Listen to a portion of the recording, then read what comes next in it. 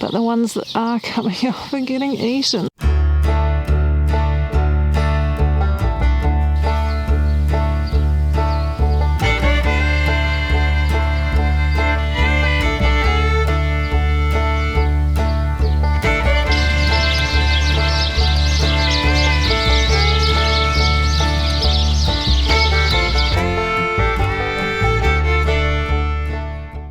Hey guys, welcome to Wild Hope Homestead. We're coming back to the garden after I've had to stop everything while I got Angus's homeschooling application done. So we're going to have a look around and see what kind of state it's in. The herb garden is looking a bit weedy, but not too bad considering I haven't done much in it for a while. I did trim a couple of the herbs. I did trim that catmint not that long ago, but it's gone crazy. I can't even see the brick circle. Well, that's alright, it looks lovely. Oregano's doing great. I've been cutting and drying some herbs. I need to do some more. The golden marjoram looks so nice with the yellow and the purples together. I did divide a few patches off. This one here is taken and doing well, but slugs and snails ate. Oh, that one's doing well, good. The yellow one in there. Slugs and snails did eat a bunch of the herbs that I tried to divide. Also, the weeds aren't helping.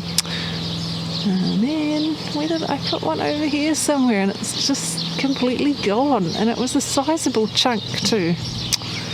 I figured I might as well, even though there are other things I need to fit in, like annual herbs, I might as well just cover whatever ground space I can with herbs that will cover the ground well instead of weeds.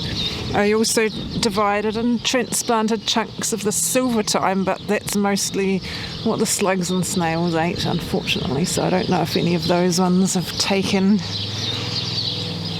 But I got some coriander planted, which is starting to bolt as it does, but there are also ones in there that self-sowed from seeds, so even if they bolt, they'll drop seeds and hopefully get a little population going. The lemon verbena is looking good, and the pineapple sage. So in the raised bed garden, one of the things that's doing really well in here is the lettuces, which I had to cover because the birds were getting them. They're doing so much better since I covered them up. They have got the odd hole from some slugs and snails, but they're looking heaps better than they were. And we've got like a mixture in here, planted tightly close together for small leaves. This is what the birds do. The birds, for some reason, have been hoeing into my lettuces and spinach. So they pick from the outside, rip and pick. So you end up with these leaves that are like looking like this, with jagged rips or pecks on the outside of the leaf all the way down. That's bird damage. I haven't got many to show you. They've eaten a lot of them. I have all these sticks, they're helping a little bit. All these little ones coming up and the birds have just been eating them. Whereas slugs and snails do more like holes. Sometimes they're on the outer edge, but sometimes in the middle like this. It could be beetles or other things as well, but we have slugs and snails that do that. If they are on the outer edge, they're more like round or like chunks like that, whereas the birds will take chunks out all along the edge of the leaf, and the birds do way more damage, so the lettuces were just about like getting annihilated, so they're doing heaps better now. I also planted some very small tomato plants along here. There are 3, some of them are under the net. Black currant is loaded, yes. I planted a few red lettuces which haven't been eaten yet. Oh, that one's been a little bit chomped. And one of my sunflowers, this might be the only sunflower that's actually not been eaten by slugs and snails. I've planted some red lettuces down here. near the gate too. This is the extension of the long bed where we have some pretty things, flowers and sorrel that always looks nice and green all year round, and one cabbage that needs to be used. And then we've got all the weeds that I have not gotten to deal with. Those 2 cabbages over there are huge, and I need to use those as well.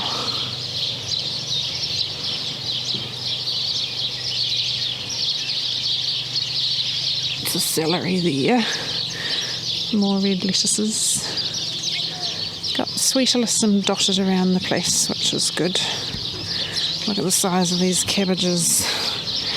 Looking good. No, the head's never as big as it looks compared to the rest of it. And the lovely red nasturtiums popping up all over the place, keeping things looking nice. Despite the weeds, at least it still looks reasonable. This is my kind of failed carrot plan in here.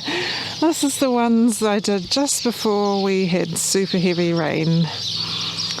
And the rain, well, it probably washed the seeds down, and oh, there's a baby tomato. The rain just really helped all the weeds to get growing, so that's my bad for clearing a weedy bed and then planting seeds straight in there. I should have really covered it with something or waited a little bit until the first flush of weeds came up and then dealt with those and then sowed the seeds. Got pak choy in there, which is good. So I don't know if any of the carrots have popped up in there at all, so we'll just have to redo that.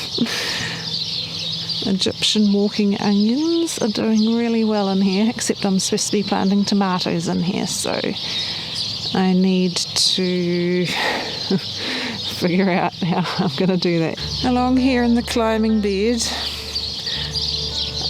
I had sowed cucumbers all along here, gherkins and slicing cucumbers, and either none of them have come up or they've all been eaten. The slugs and snails are a major problem right now. I always like to start them in pots, but I thought I was so behind that I'd just bung them in the garden, and that was not the best idea. Oh, there's a celery there. Where'd the other one go? Didn't I put another one in here? Oh, it's here. The nasturtiums are taking over. Whoops, that's a parsley. I need to pull some of these out, except they're so pretty.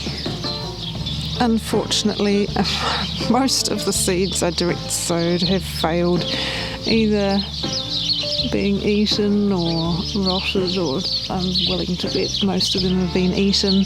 I did sow butternut squashes in here and in here, and none of those are showing. Over here I sowed Chuck's Winters in here, and none of those have come up either. There's another tomato. Yay, the orac is coming back. I let that self-sow around the place, so that's good. Oh, and I bunged a parsley over there, which the comfrey, I need to cut that back because that's getting nuts. I also sowed watermelons along the back edge, and there's no sign of those either. And this tiny little cabbage, whoa, what was that? Oh, it's got earwigs. Goody. My tomatoes are all very behind because they've been struggling since the potting mix issue, and I decided just to plant them anyway, so they're looking really sad. I'm going to give them some seaweed tonic, and then I've interplanted them with basil, which has been kind of rather a bit eaten by slugs and snails. They're still okay, but the worst thing is the beans. Just either hardly any have come up. Oh, that one's coming up. but the ones that are coming up are getting eaten. There's one there. Oh yeah, look. It's like some snails, man. They just eat the tops off them and then they can't grow. At least that one's still got growth on the top, but man, this is not good.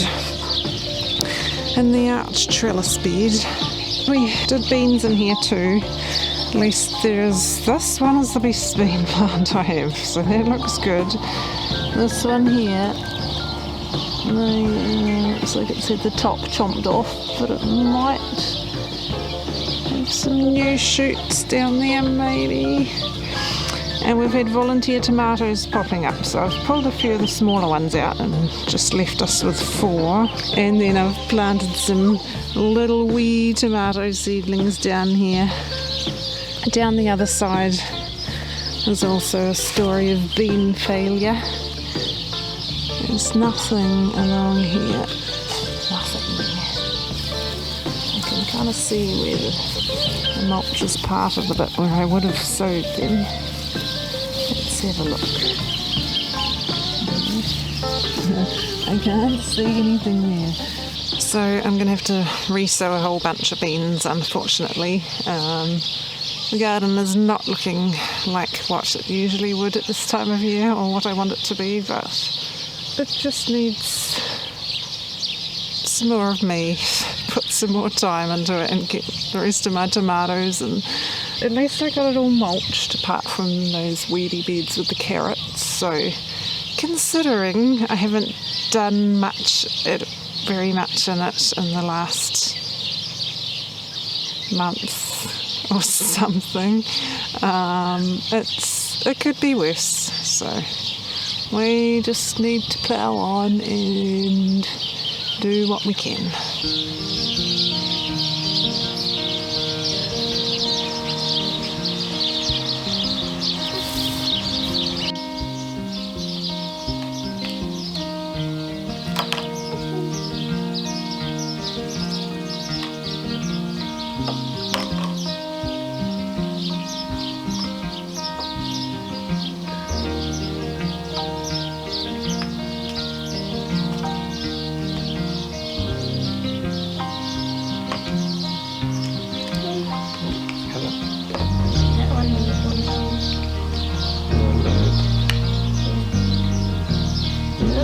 Pretty small compared to these ones. This one's like smaller.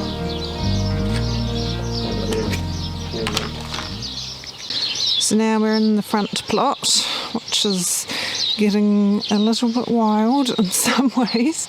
Let's start over here. This is the first potato bed. A few interesting things going on there. Most of the potatoes in the main chunk of it are doing well. They get a bit blown over that way because that's the prevailing wind goes that way. So it's a bit hard to see those ones falling over onto the path. The ones that were existing in here that I mulched over, I think I kind of killed some of them. Probably with a combination of the mulch and the fresh kind of organic matter leaves. The decomposing leaves I think were still a bit rich, but a couple of them have popped back up again, those ones, so they had been knocked back a bit already by frost, so maybe that was just the last straw for them. Anyway, the ones that I planted are doing well, mostly. There's the odd one that's only got tiny leaves, but they're still doing it. There's another one there. Oh, it's been a bit nibbled actually. Some of them are flowering already. The white flowers are the agria and the purple ones are the whataroa, and they have the more purplish stems as well. And then we have the broccoli. Then we've got what is supposed to be the tomato and onion row, which is the main weedy one that I need to deal with right now so I can get the tomatoes planted. We've got 2 old parsleys that have gone to seed that I need to dig out. And I planted a newer parsley here. And then it's really weedy down the end, so I'm going to deal with all of that. And then we've got onions growing along the side, all of this side and a little bit of the other side, which need to be rescued from the weeds. This row here was my mixed row, so we've got the giant sprouting kales down the other end, which probably just about as tall, if not taller than me. That's okay. And then we've got the potatoes, the second lot of potatoes that I planted. They seem to be doing reasonably well. Yeah, a few volunteer calendulas in there. At the front we've got the carrot experiment. One of the rows is doing really well, but the others, there's a few popping up in there. These ones are getting swamped by this broccoli, seeding broccoli, which I probably need to get out because that's getting a bit too nuts. The ones closer to the edge got a bit more pecked or scratched by birds. Don't cut the onions, please. Oh, those ones are doing right. There's a few weeds I need to get out in there. Oh, there's another parsley. Did I put one there? I guess I did. I don't know what's happened to the parsnips though. They have not come up at all. So it's really just survival of the fittest. And in the fourth row, we've got grass weeds I need to get out down there.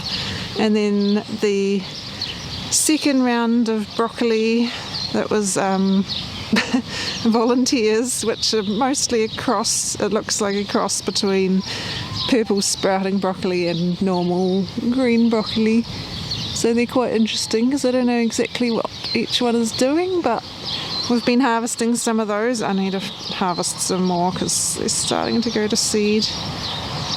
And an old cauliflower that got bug eaten and sprouting things that need to come out. So those need dealing with too. Oh, this has been a good snacking broccoli here, this one. It's quite pretty actually. This one's definitely a cross between a green broccoli and purple sprouting broccoli because it has lots of side, well, like multiple heads. I did take the main one off, but multiple heads, but they're purplish greenish, but they're sort of they're bigger than purple sprouting broccoli often gets, but a little bit looser, kind of just interesting. Very pretty though. So I don't really feel like dealing with this mess, but I just need to start somewhere, and tomatoes really need to get in, so I'm going to start with that row as well as dealing with the broccolis. So once I get back into it, we'll be right, and we'll just enjoy being outside, won't we?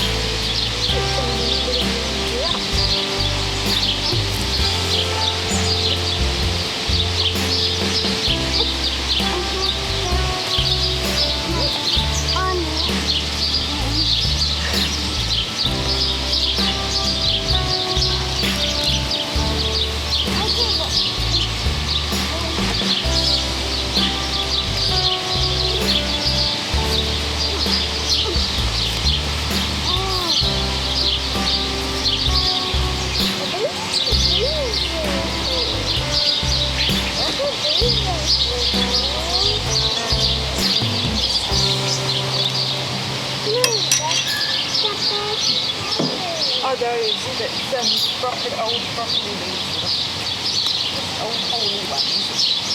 Those chickens can have those too.